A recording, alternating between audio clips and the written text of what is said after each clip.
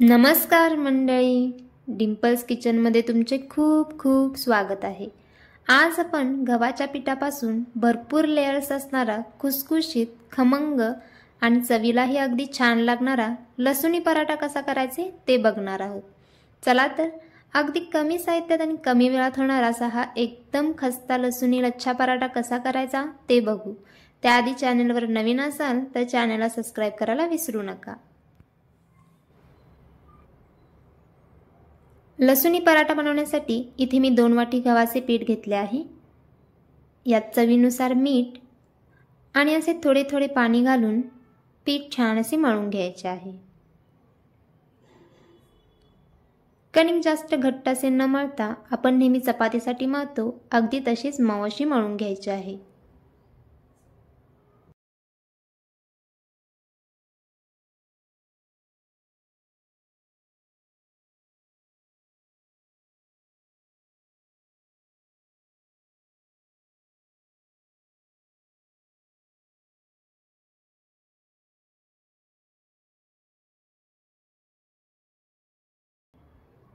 पीठ मळून झाले की त्यावर तेल लावून 15 मिनिटांसाठी आपण हे झाकून ठेवणार आहोत, म्हणजे कणिक अगदी छान अशी मुरली जाते।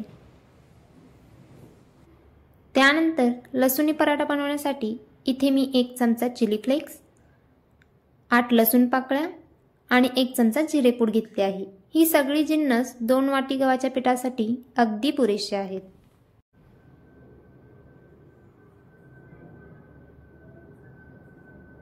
पंधरा मिनिट नंतर कणिक ही छान मुरली आहे। परत 1 मिनिटभरासाठी मळून घेऊन अशा पद्धतीने याचे मध्यम आकाराचे गोळे करून घ्यायचे आहेत। आता आपण नेहमी चपातीसाठी करतो त्याच साइजचे गोळे करून घेतले तरी चालेल।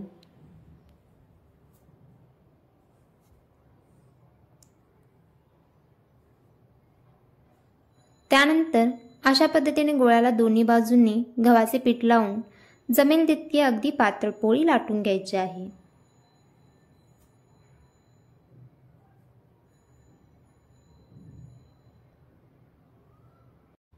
पीठ मऊसर मळल्यामुळे अगदी छान पातळ अशी पोळी लाटली गेली आहे।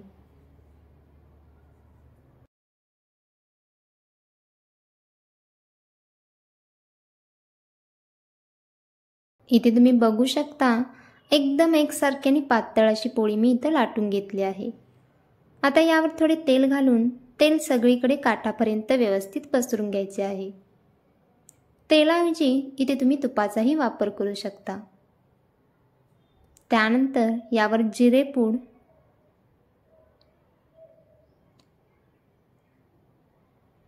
चिली फ्लेक्स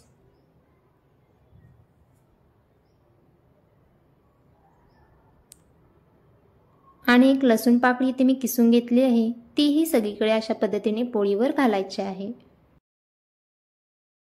मोठी लसूण पाकळी होती म्हणून इथे मी 1च किसून घातली आहे। लहान असतील तर 2 ते 3 लसूण पाकळी इथे तुम्ही किसून घाला। लसणामुळे या पराठ्याला एकदम छान चव येते।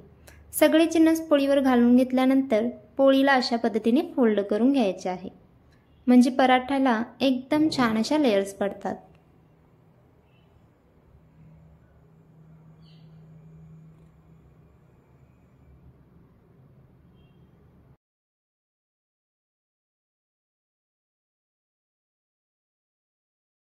अशा पद्धतीने इथे मी सगळी पोळी फोल्ड करून घेतली आहे।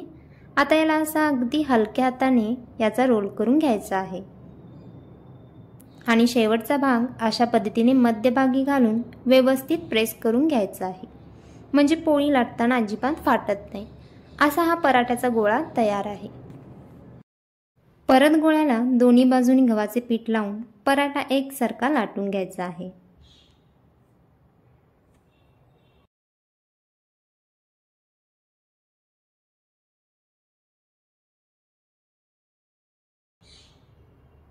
लाटताना पराठा चिटकत असेल तर वरून थोडे थोडे पीठ लावून पराठा लाटून घ्यायचा आहे।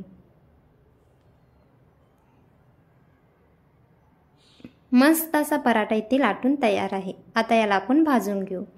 पराठा भाजण्यासाठी इथे मी तवा गरम करत ठेवला होता। तवा हलकासा गरम झाला की यावर पराठा घालून मध्यम आचेवर पराठा खरपूस होईपर्यंत भाजून घ्यायचा आहे।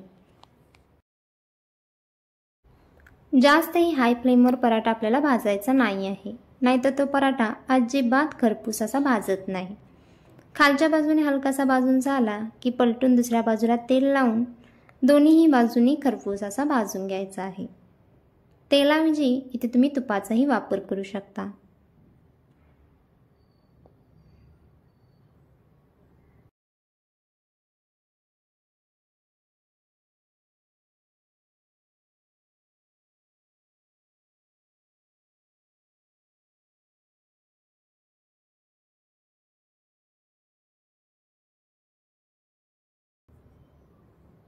एकदम परफेक्ट असा लसुणी लच्छा पराठा तयार आहे.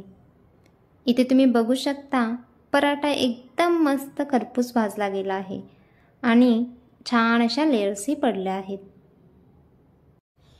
हा पराठा तुम्ही तसाच खाऊ शकता, चहा कॉफी बरोबरही खाऊ शकता किंवा दह्यासोबत तर एकदम भारी लागतो.